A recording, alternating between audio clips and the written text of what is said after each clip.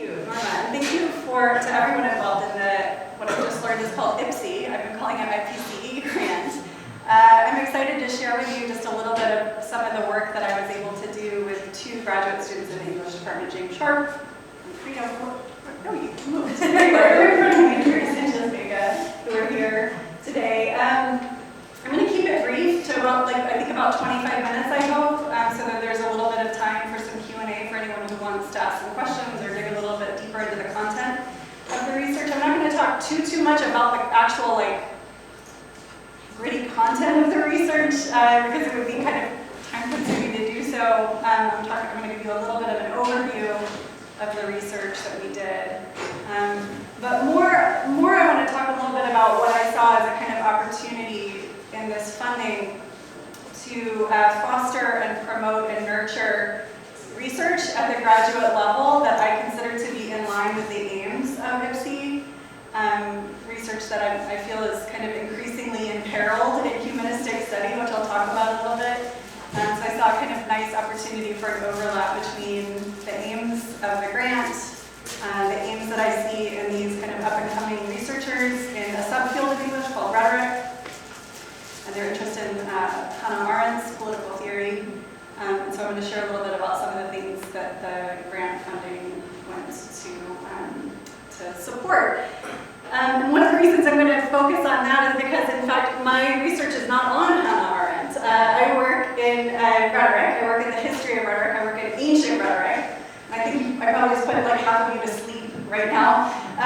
The number one question I get asked when I tell people what I study is, what's rhetoric? Most people have a sense of it in a pejorative sense, like rhetoric is lies, deception, bullshit, but not a kind of a formal study of any sort or a discipline worth engaging in or investing in. So I want to talk a little bit about what rhetoric is, why I see it as important for situating Hannah Arendt in the rhetorical tradition, and that's kind of where my participation in the kind of content of the research ends and where the research of the graduate students picks up. But yeah, rhetoric as a discipline at its inception in the ancient Greek tradition was really the first discipline devoted to the study of language as language. It was the first discipline to take in the Western tradition to take a step back from language and ask important questions about what language is, what it does, how it works, and why it's persuasive. That, in a nutshell, is rhetoric. That's what rhetoric has always been interested in studying. It was really the kind of first discipline devoted to the theory, philosophy, and study of language as language. So my work is really rooted in that ancient tradition, and what I see as the sort of most fascinating moment in that tradition's history at its inception. But the funny thing to me about the fact that I get asked that question so often, what's rhetoric, is how unaskable that question would have been in every period of history up until this one. And that's because rhetoric really dominated education, not only in Europe, but also in the Near and the Middle East and North Africa, all the way up until really the beginning of the 20th century, and also in America as well, where it just sort of fell away. It didn't fall away right away. It kind of went through a long period of atrophy where it was kind of cordoned off as ornamentation and style that was lacquered on the top of actual exposition and proof.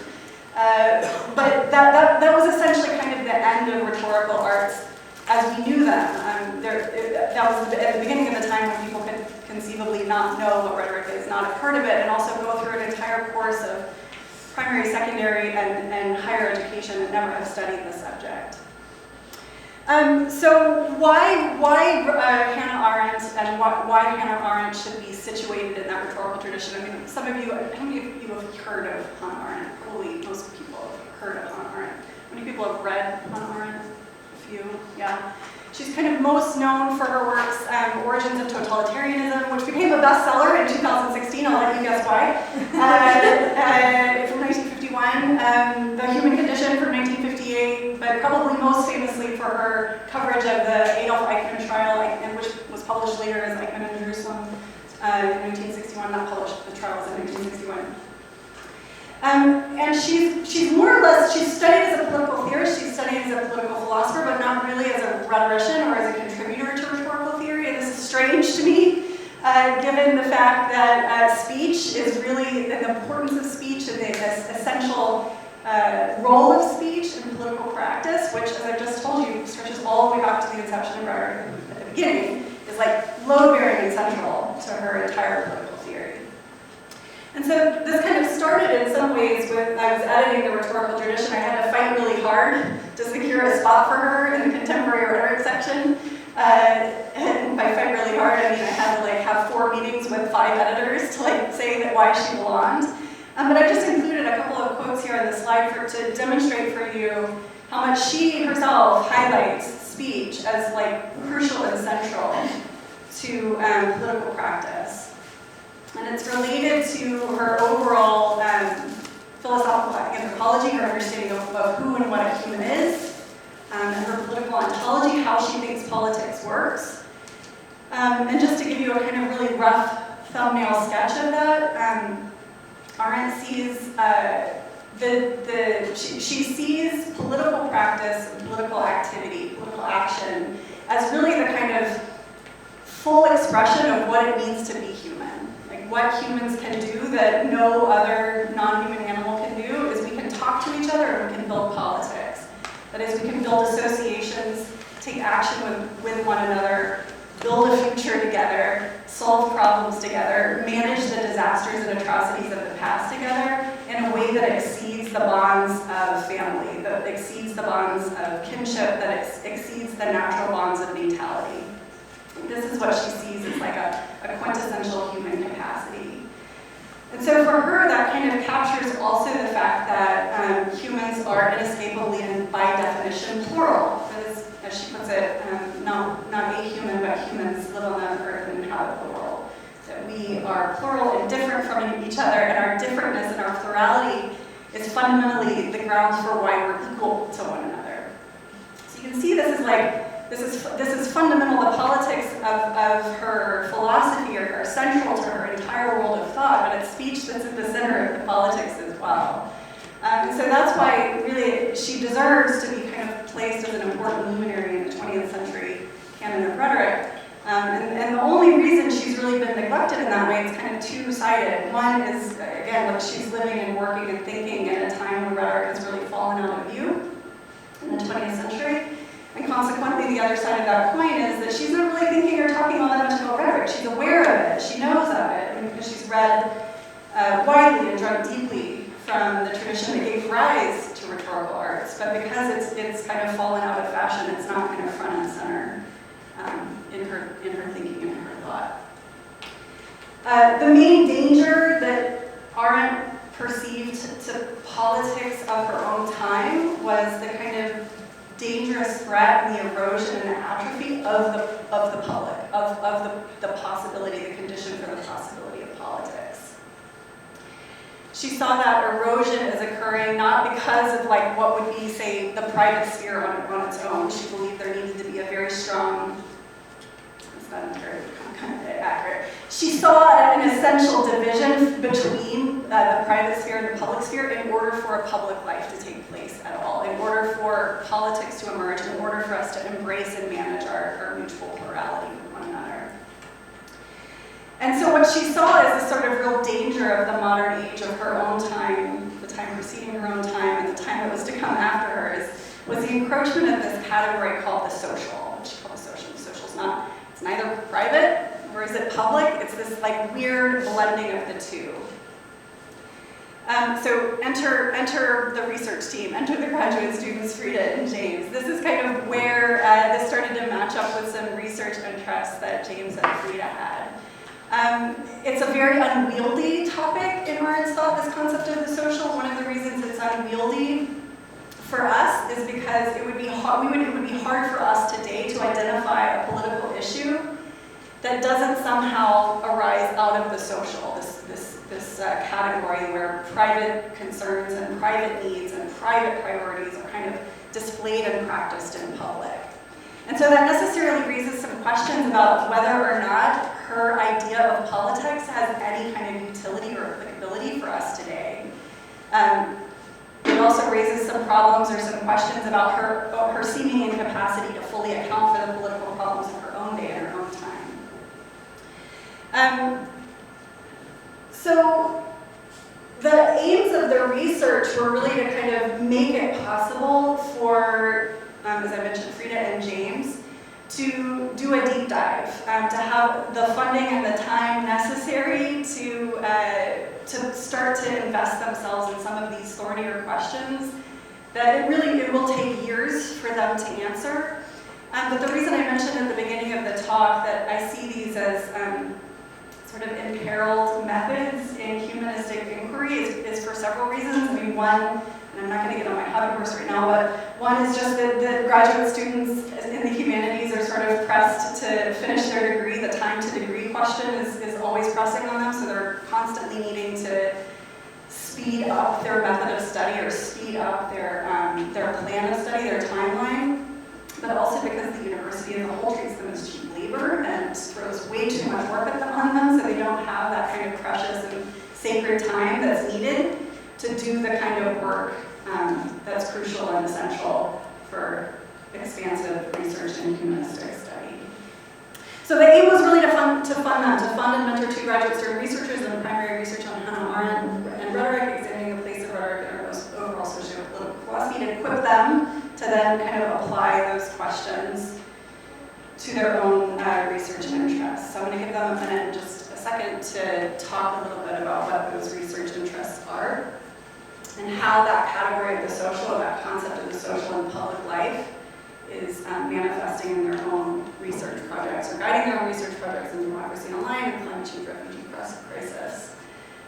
But I'll just briefly kind of mention how I kind of conceived of this working, or I hoped it would work. For me, my graduate students know this because I say it all the time, you read the text till it bleeds.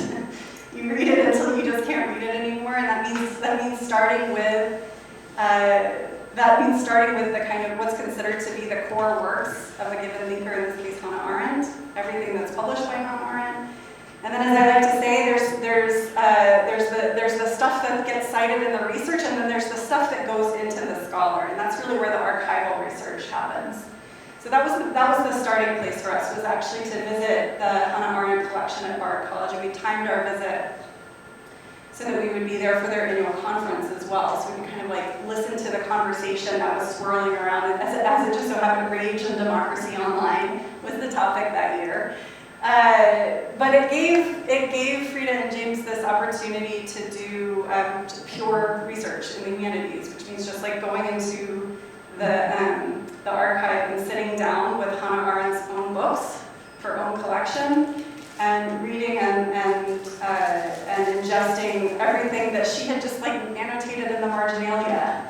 And the idea here was to kind of emphasize that it's not only that we learn a thinker by reading what a thinker has published, we learn a thinker by looking at what a thinker is thinking about when they're doing their own reading and they're doing their own research process. And then part of the plan was originally to also to visit her papers, which she donated to the Library of Congress. But that turns out every single piece of paper that she donated to the Library of Congress is available online.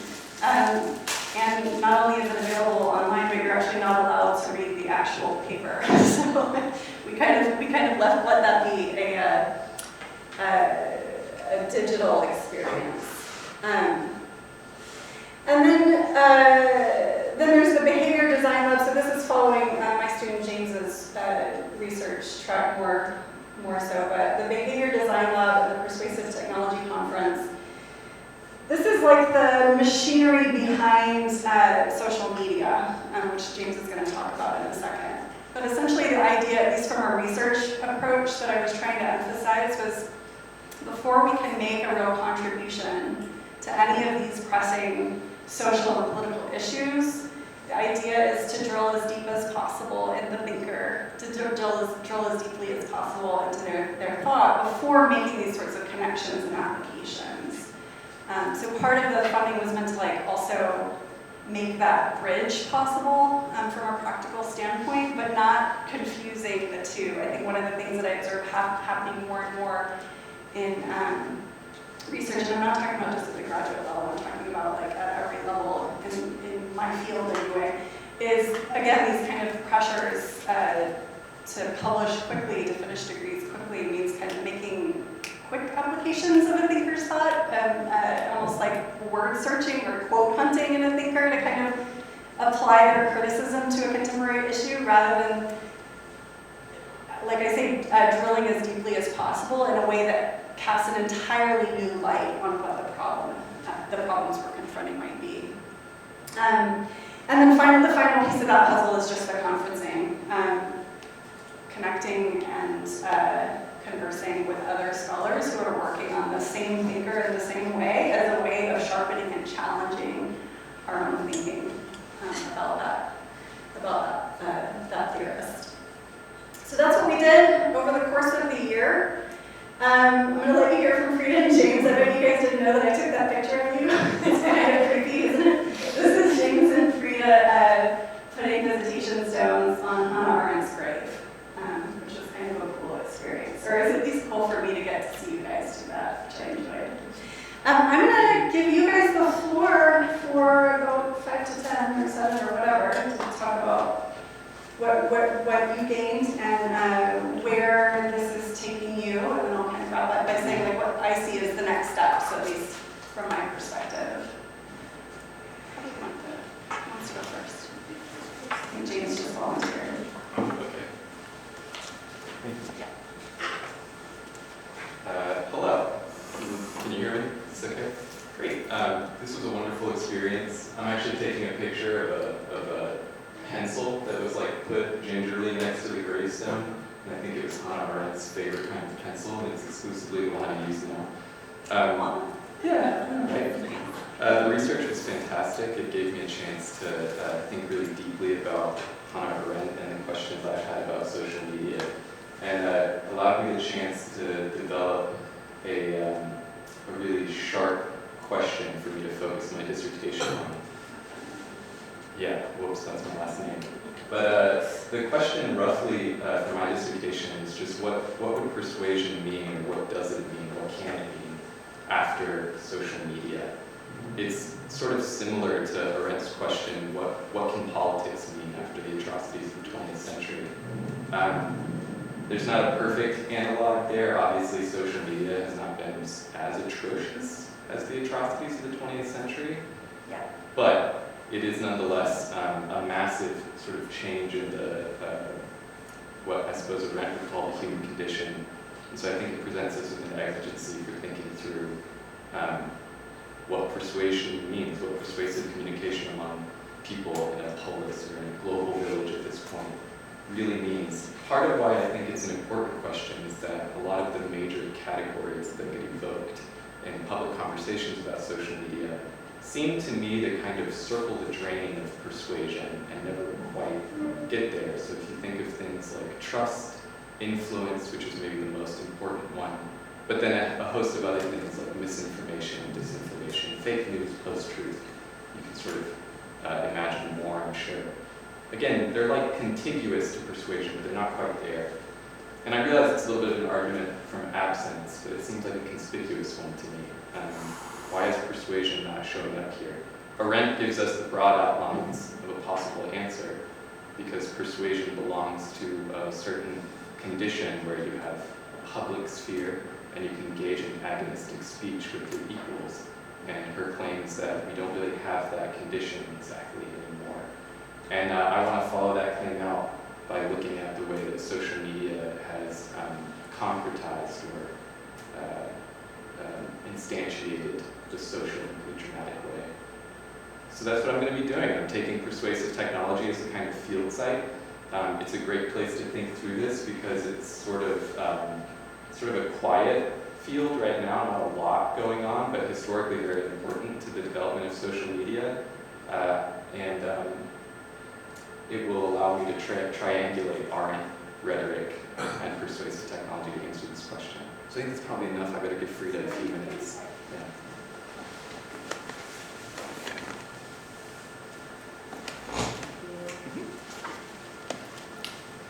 I'm going to be reading out of my computer. I'm still not in the level of not having a paper in front of me. Yeah, I'll do it. All right, so my dissertation will analyze refugee law law regarding environmental asylum seekers. My dissertation research project looks at the themes of governmentality, border rhetoric, and the nation reproduction of the citizens' ideals of democracy.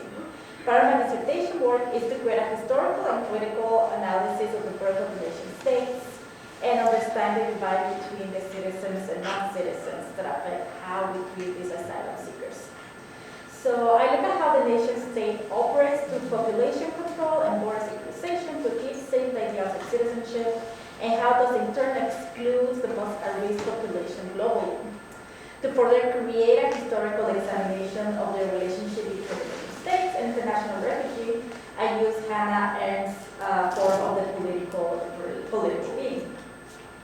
I argue that the nation state needs to reimagine its relationship of people and motion if it wants to survive as a concept of democratic modes of organization and liberation.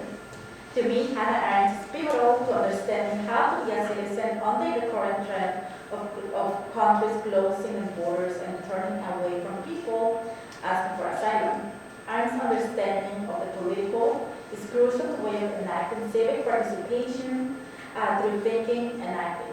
Her work was based on specific social historical events, but I believe that analyzing the work on a rhetorical lens helps us understand better how governments are turning into this power by politics.